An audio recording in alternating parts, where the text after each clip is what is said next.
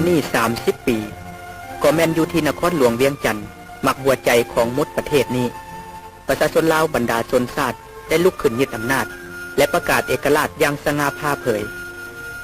หลังจากนั้น30 ปีนครหลวงเวียงจันทน์พอได้พดเฟื่อนขึ้นอย่างแหงกล้า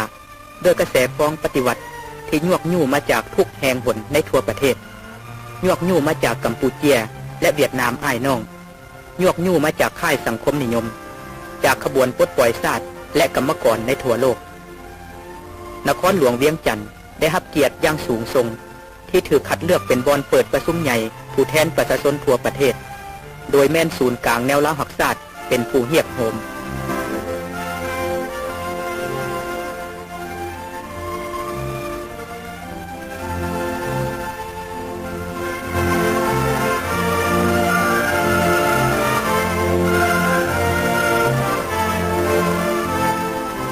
30 ปีต่อสู้อย่างทรหดอดทนและเสียสละ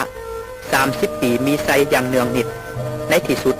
กาลโอกาสญาติเอาไซสนะสมบูรณ์ก็ได้มาถึงวันที่17 เดือน 4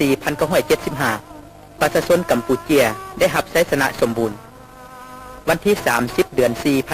1975ประชาชนเวียดนามก็ได้รับไซสนะสมบูรณ์ไซสนะสมบูรณ์ของสองประเทศอ้ายน้องในอินโดจีน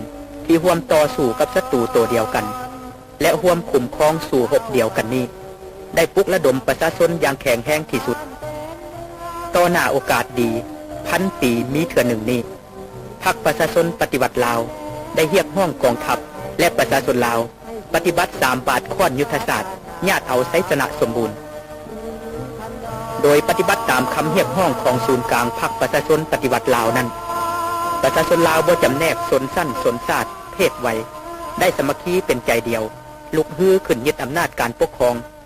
ทับม่างกงจักรปกครองและกงจักรทหารของพวกปฏิการขายชาติทับม่างองค์การยุเศษและบรรดากงจักรสงครามอื่นๆของจักรพรรดิอเมริกาลงในขอบเขตทั่วประเทศและในที่สุดเมื่อวันที่23 เดือน 8 1975ประชาชนกำแพงนครและแขวงเวียงจันทน์ได้ลุกขึ้นโค่นล้มอำนาจการปกครองเก่าเนาเหม็นของจักรพรรดิอเมริกาและพวกปฏิการแล้วสร้างตั้งอำนาจการปกครองปฏิวัติขึ้นแทนอันเป็นการม่วนท้ายของขบวนลุกฮือขึ้นยึดอำนาจในขอบเขตทั่วประเทศต่อจากนั้นประชาชนลาวก็ได้ดำเนินการเลือกตั้งอย่างมีประชาธิปไตยแท้จริงเพื่อเลือกเอาผู้แทนที่แท้จริงของตนแต่ขันตะแสงฮอดขันแขวงแต่เส้นทางก้าวขึ้นของสังคมลาวยังมีอุปสรรคขัดขวางนั่นคือระบอบราชาธิปไตยและบรรดาสถาบันสูงสุดแห่งชาติที่บ่สอดคล้องกับสภาพตัวจริงของลาวดังนั้นประชาชนลาวทั่วประเทศจึงได้เรียกร้องให้ศูนย์กลางแนวล้าหักชาติผู้ซึ่งมีคุณงามความดีต่อชาติต่อประชาชนเรียกโฮมของประชุมใหญ่ผู้แทนประชาชนเพื่อตกลงแนวทางโครงการและนโยบายใหม่แนใส่เฮ็ดให้การปฏิวัติลาวก้าวขึ้นระยะใหม่มาพัฒนาสร้างสาบันเมืองให้ประเทศชาติงามดังดวงจันทร์วันเพ็ญสดใส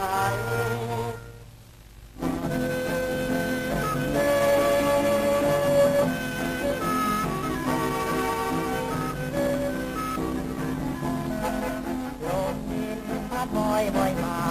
ตรงถิ่นลาลาก็ม้วนหัวแดนลาวหัวหูทุกสาลิกาหัวหูทุกสาลิกาตลอดในระยะ30 ปีต่อสู้อย่างทรหดอดทนและมีไซของกองทัพและประชาชนเฮาจักรพรรดิอเมริกาและลูกมือได้ถูกปราศัยอย่างเนืองนิดเลียนติดพวกมันจำต้องยอมเซ็นสัญญาเวียงจันทน์เพื่อปฏิบัติความถูกต้องปองดองชาติเมื่อวันที่21 เดือน 2 1973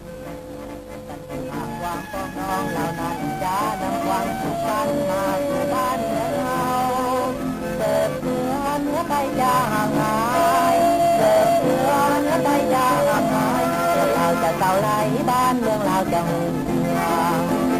ราเฮาเราเป็นน้อยเป็นน้องเราแม่เดียวกันอย่าได้แตกอย่าได้เงี้ยพวกมันอย่าได้แตกอย่าได้เงี้ยพวกมันเอาจงหาให้กันเราเอ้ยเราเอ้ยหัว วกเขาว่าแม่น้อมใจรักษาเอาไว้สันติภาพยอดบูชาให้หากมาทางไหลอย่างนี้เขาต้องสามัคคีปราบมันให้สูญไปรักษาถนอมเอาไว้รักษาถนอมเอาไว้ไม่ลืมเมืองใจตัวฟ้าการละนานไม่ลืมเมืองใจตัวฟ้าการละนาน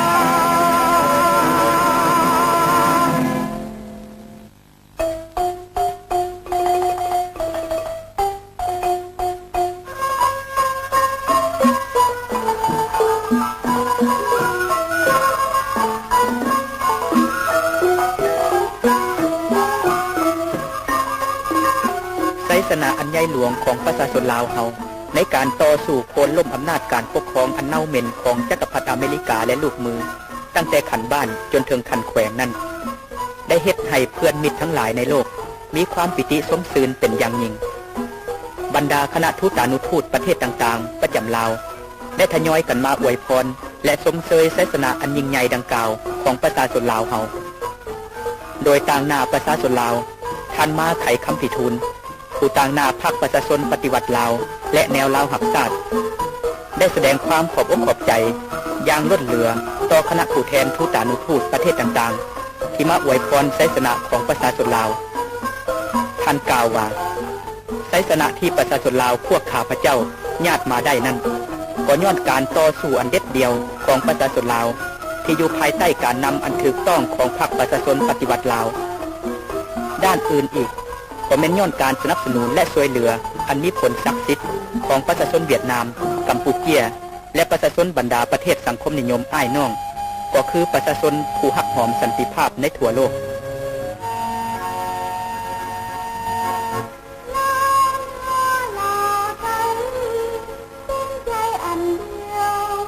จำตาเบ่งตาตามความปองดองของเราพี่น้องอันต้นน้ำในหลองความสัมพันธ์สร้างสรรค์เหมือนจำปา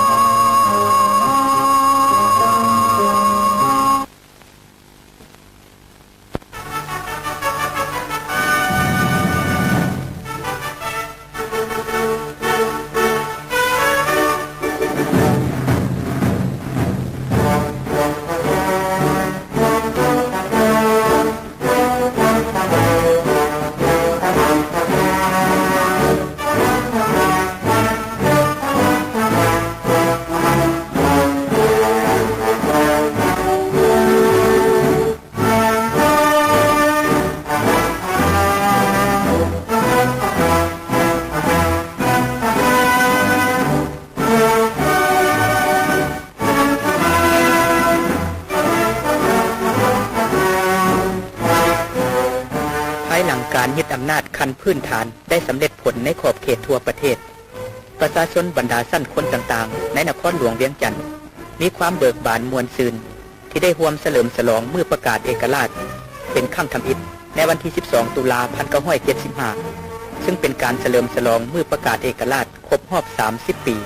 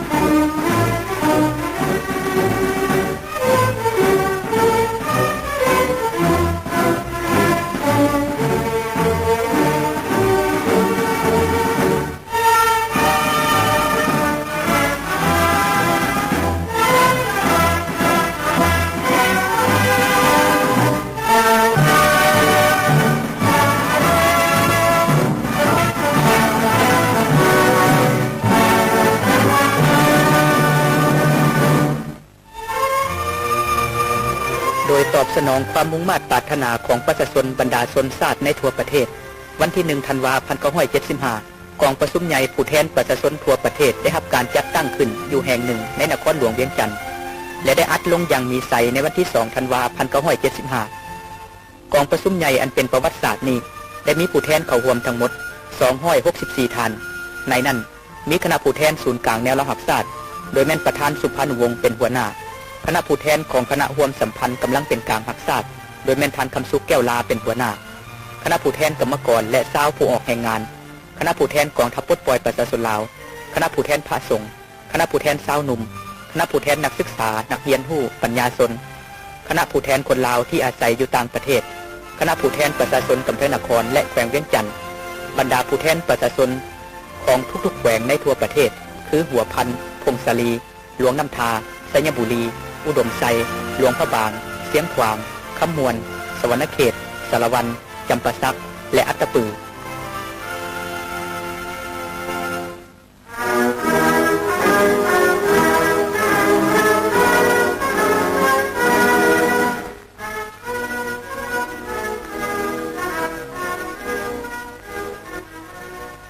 ท่านศรีสนะศรีสารคณะเลขาของกองประชุมใหญ่ผู้แทนประชาชนทั่วประเทศได้ขึ้นกล่าวจุดประสงค์ของกองประชุมว่าเพื่อปฏิบัติตามความมุ่งมั่นปรารถนาของประชาชนลาวทั้งชาติที่เสนอให้ศูนย์กลางแนวรหัสศาสตร์เปิดกองประชุมใหญ่ผู้แทนประชาชนทั่วประเทศเพื่อแก้ไขปัญหาอันสำคัญของชาติฉะนั้นทั้งศูนย์กลางแนวรหัสศาสตร์ได้จัดตั้งคณะเกี่ยมคณะหนึ่งและหลังจากได้เกี่ยมมาระยะหนึ่งมื้อนี้กองประชุมจึงได้เปิดขึ้นได้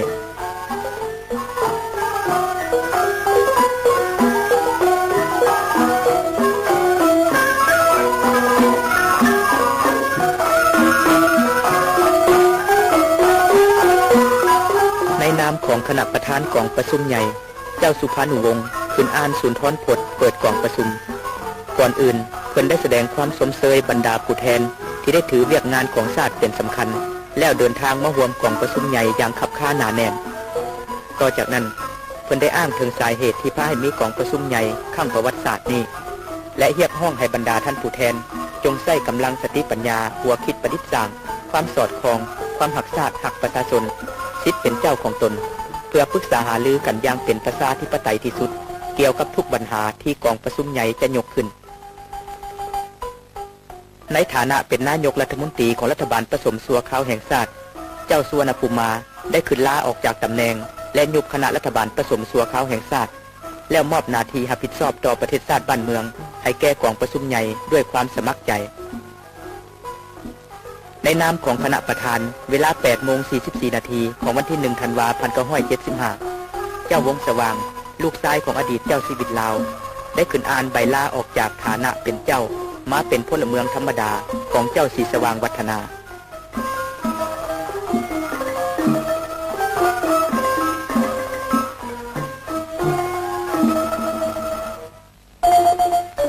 ในนามคณะประธานกองประชุมใหญ่ท่านไกรสอนพรหมวิหารได้ขึ้นอ่านรายงานการเมืองก่อนอื่นท่านได้ยกให้เห็นมูลเสื้อดุมันภาคเพียรและองอาจกล้าหาญของชาติลาวในการสู้ยันกับธรรมชาติและพวกหุกหาญต่างดาวตั้งแต่หลายพันปีผ่านมาต่อจากนั้นท่านไกรสอนพรหมวิหารได้จำแนกสภาพการภายในและโลกอย่างลึกซึ้งและได้ขีดเส้นทางเดินของชาติคือต่อสู้ลบล้างทุกห้องห้อยเศษเหลือผลสะท้อนและอิทธิกำลังของลัทธิลาวเมืองขึ้นแบบใหม่อย่างสิ้นเชิง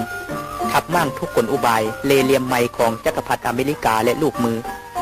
ยุติระบอบราชาธิปไตยและลบล้างทุกห้องห้อยเศษเหลือของระบอบขวางลาม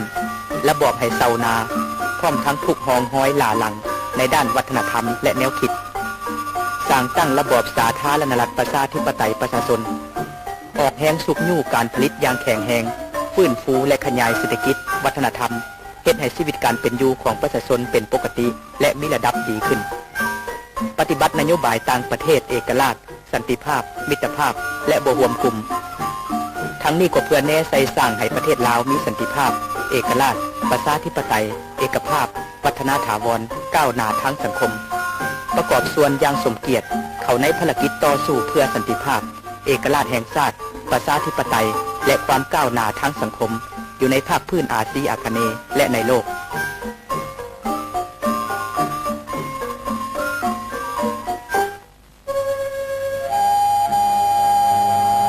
บรร ดาผู้แทนได้สนับสนุนรายงานการเมืองที่ท่านไกรสอนพรหมวิหารอ่านอย่างสุดอกสุดใจ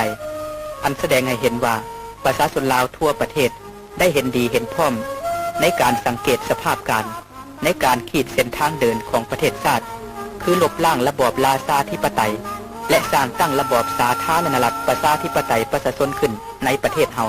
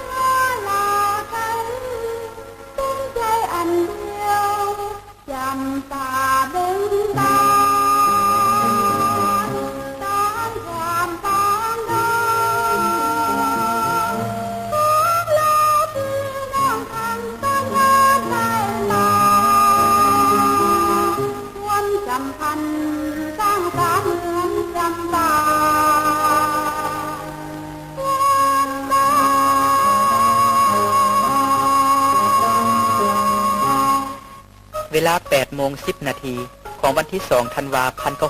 1975 อันเป็นเวลาประวัติศาสตร์ได้มาถึงเจ้าสุพรรณวงศ์ในนามคณะประธานได้ขึ้นอ่านมติเกี่ยวกับการสร้างตั้งสาธารณรัฐประชาธิปไตยประชาชนลาวทั่วของประชุมสนั่นก้องไปด้วยเสียงสนับสนุนเป็นครั้งทำอิฐในประวัติศาสตร์ของลาวประชาชนลาวได้กลายมาเป็นเจ้าของประเทศชาติเจ้าของตนเองและเจ้าของสังคมอย่างแท้จริง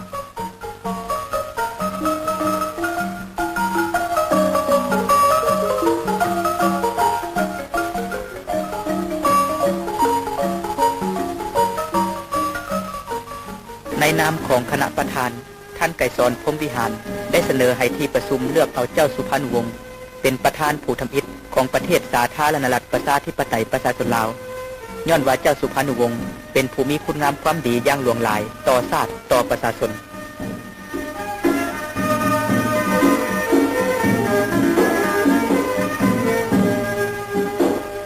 กองประชุมใหญ่ผู้แทนประชาชนทั่วประเทศได้เป็นเอกสารอย่างสมบูรณ์ในการเลือกเอาเจ้าสุพรรณวงศ์เป็นประธานประเทศสาธารณรัฐประชาธิปไตยประชาชนลาวกองประชุมใหญ่ผู้แทนประชาชนทั่วประเทศได้เป็นเอกสารกันเลือกเอาเจ้าศรีสว่างวัฒนาเป็นที่ปรึกษาของประธานประเทศสาธารณรัฐประชาธิปไตยประชาชนลาวในฐานะเป็นประธานประเทศสาธารณรัฐประชาธิปไตยประชาชนลาวเจ้าสุพรรณวงศ์ได้บ่งตัวท่านไกรสอนพรหมวิหารให้ประกอบรัฐบาลสาธารณรัฐประชาธิปไตยประชาชนลาวขึ้น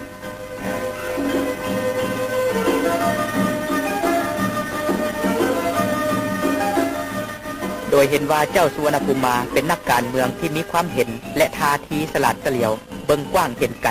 และยังมีเจตจำนงจะหับไส้ชาติหับไส้ประชาชนต่อไปดังนั้นกองประชุมใหญ่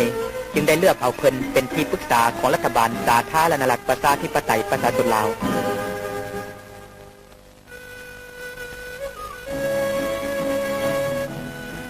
เวลา 15 โมงของวันที่ 2 ธันวาคม 1975 กองประชุมใหญ่ผู้แทนประชาชนทั่วประเทศได้ปิดลงอย่างมีไสสง่างามบรรดาผู้แทนต่างมีความห้อนใจที่จะนำเอาข่าวโศกข่าวใสนี้ลงไปเผยแพร่ให้มวลชนในคงเขตที่ตนประจำการลาวชื่นใจลาวเฮาชื่นใจที่ได้มีกันที่ภาคภูมิมาลาวเฮามีมาต้องกันอาสาให้ยืนยงคงมันในวันที่ 4 ธันวาคม 1975 ท่านศรีสนะศรีสารในนามคณะเลขานุการกองประชุมใหญ่ผู้แทนประชาชนทั่วประเทศได้ร่วมประชุมนักหนังสือพิมพ์ภายในและต่างประเทศเพื่อแจ้งเหตุการณ์สำคัญของประเทศชาติท่านได้แถลงต่อนักข่าวว่าโดยปฏิบัติตามความมุ่งมั่นปรารถนาของปวงชนลาวทั้งชาติและเพื่อตอบสนองความเรียกร้องต้องการอันรีบด่วนของประเทศชาติในระยะใหม่ของการปฏิวัติกองประชุมใหญ่ผู้แทนประชาชนทั่วประเทศได้ถือเรียกพมประชุม นับตั้งแต่วันที่1 ฮอดวันที่ 2 ธันวาคม 1975 ที่นครหลวงเวียงจันทน์กองประชุมใหญ่ได้มีมติลบล้างระบอบราชาธิปไตยและสร้างตั้งสาธารณรัฐประชาธิปไตยประชาชนลาวแทน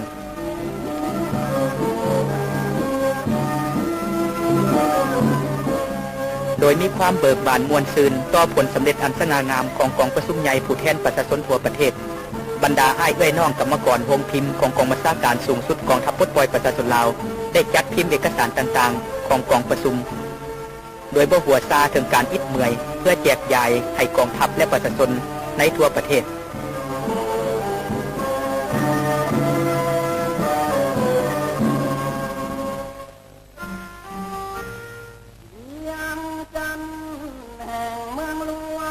คณะกรรมการปกครองปฏิวัติของประชาชนกำแพงนครเวียงจันทน์ได้จัดตั้งการโฮมชุมนุมอย่างใหญ่โตขึ้นซึ่งมีประชาชนถูกสั่นคนภายในนครเวียงจันทน์เข้าร่วมเป็นหมื่นๆคนเพื่อชมเชยผลสำเร็จของกองประชุมใหญ่ผู้แทนประชาชนทั่วประเทศและคำนับการสร้างตั้งระบอบสาธารณรัฐประชาธิปไตยประชาชนลาวในงานชุมนุมนี้ท่านเผ่าพิมพ์พจันทร์ประธานคณะปกครองปฏิวัติของประชาชนกำแพงนครเวียงจันทน์ได้ขึ้นกล่าวคำเห็นว่าแต่วันที่ 2 ธันวาคม 1975 เป็นต้นไปชาติลาวเฮาได้พุ่งออกจากการมีกลิ่นอายสาบเหม็นของระบอบราชาธิปไตยไปสู่ยุคสมัยสีแดงเต็มดวงแล้วกองประชุมใหญ่ผู้แทนประชาชนทั่วประเทศนี้ได้เป็นการม่วนท้ายของการต่อสู้ 30 ปีอันลำบากยาวนานพิละอาจหารหมั่นเหนียวเพื่อกู้เอาเอกราชและอิสรภาพของประชาชนลาวเฮาท่านเผ่าพิมพ์พจันทร์ได้เรียกร้องให้ประชาชนชาวนครเวียงจันทน์จงพร้อมกับประชาชนลาวบรรดาชนชาติในทั่วประเทศปกปักรักษาระบอบใหม่นี้ให้มั่นคงถาวรและพร้อมกันสร้างสาประเทศชาติอันแสนหักและห่วงแหนให้หุ่งเฮืองก้าวหน้า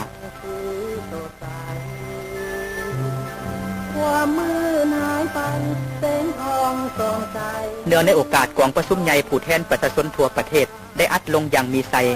และได้เลือกตั้งคณะบริหารประเทศใหม่ท่านสุภานุวงศ์ประธานประเทศสาธารณรัฐประชาธิปไตยประชาชนลาวได้จัดงานเลี้ยงหับห้องอย่างใหญ่โตอยู่ที่หอคำนครหลวงเวียงจันทน์ในงานเลี้ยงหับห้องครั้งนี้ท่านสุภานุวงศ์ได้แสดงความขอบใจอย่างยิ่งต่อเพื่อนมิตรต่างประเทศที่ได้ให้การสนับสนุนและช่วยเหลือการปฏิบัติลาวท่านเลวันเฮียนเอกอัครราชทูตวิสามัญผู้มีอำนาจเต็มแห่งสาธารณรัฐประชาธิปไตยเวียดนามประจำลาวในนามหัวหน้าคณะทูตานุทูตต่างประเทศประจำลาวได้เว้าว่าการสถาปนาประเทศสาธารณรัฐประชาธิปไตยประชาชนลาวแม่นตอบสนองความมุ่งมั่นปรารถนาอันเลิศซึ้งของประชาชนลาวแม่นผลงานอันดีเลิศแห่งการต่อสู้มีไซของประชาชนลาวใน30 ปีที่ผ่านมาบรรดาคณะทูตานุทูตพวกข้าพเจ้ารู้สึกปิติสมชื่นเป็นอย่างยิ่งต่อคำแถลงการเกี่ยวกับนโยบายต่างประเทศที่เป็นเอกราชสันติภาพมิตรภาพและบ่ห่วงคุมของประเทศสาธารณรัฐประชาธิปไตยประชาชนลาวย้อนบุญคุณของพระประชาชนปฏิวัติลาวลาวบ่มีวันหลงลืมได้ตลอดชีวิตขออุทิศไว้นำพระน้อมบูชาเจ้าบ่มีวันให้มองเจ้าพระเอ๋ยจงเจริญ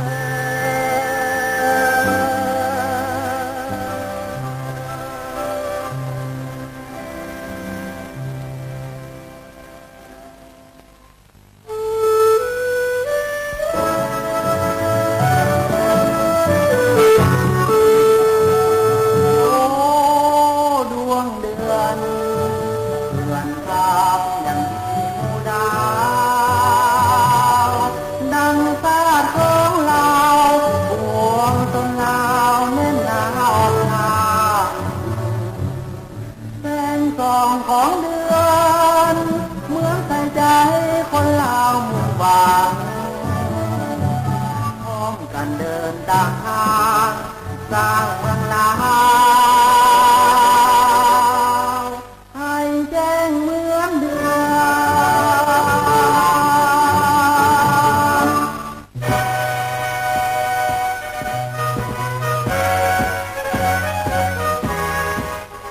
สั้นคนบรรดาชนชาติในทั่วประเทศต่างมีความปิติสมสื่นและแสดงความสมเสยผลสำเร็จของกองประชุมใหญ่ผู้แทนประชาชนทั่วประเทศสมเสยระบบใหม่ที่สวยสดงดงามที่ตนได้ออกเหงื่อเทแหงญาติเอามาได้ทุกคนได้ตัดสินใจเพิ่มทวีความสามัคคีกันให้แน่นแฟ้นยิ่งขึ้นเพื่อปกปักและสร้างสาประเทศสาธารณรัฐประชาธิปไตยประชาชนลาวให้มั่นคงถาวรตลอดไปเมืองบ้านเฮาคนไทยจะเข้าไปสู่วัฒนาถาวรประเทศสาธารณรัฐประชาธิปัตย์ประชาชนลาวยิ่งขวัญของชนชาติลาวจงมันยืนเรื่อยไปอำนาจใหม่ประชาชนปฏิวัติลาวประเทศสาธารณรัฐประชาธิปัตย์ประชาชนลาวยิ่งขวัญของชนชาติลา